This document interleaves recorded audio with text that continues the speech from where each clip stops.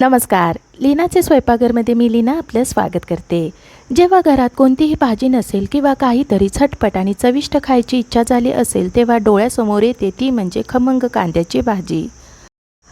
आज आपण अगदी साध्या साहित्यात कमी वेळेत तयार होणारी चविष्ट कांद्याची भाजी कशी बनवायची ते पाहणार आहोत. चला तर मग आजच्या या साध्या सोप्या रेसिपीला सुरुवात करूयात.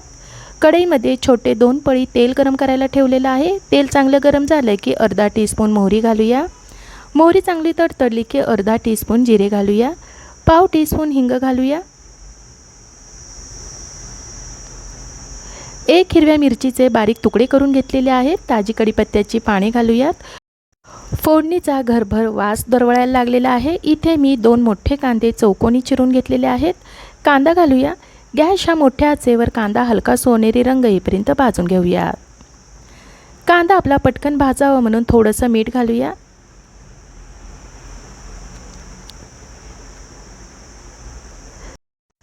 7 ते 8 मिनिटे झाल्यावर कांदा छान हलका सोनेरी रंग येईपर्यंत भाजून झालेला आहे. आता आपण याच्यामध्ये सुके मसाले घालूया.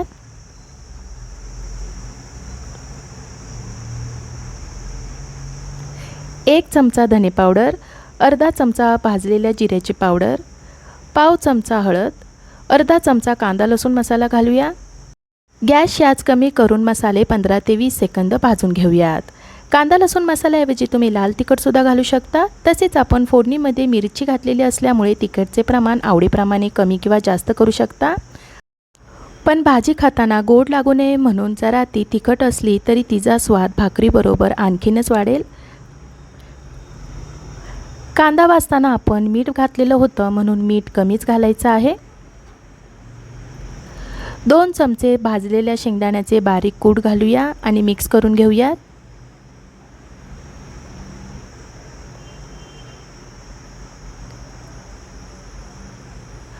मिक्स करून झाल्यावर याच्यामध्ये आता अर्धा लिंबूचा रस पिळूया, म्हणजे भाजी आणखीनच आपली चटपटीत होईल.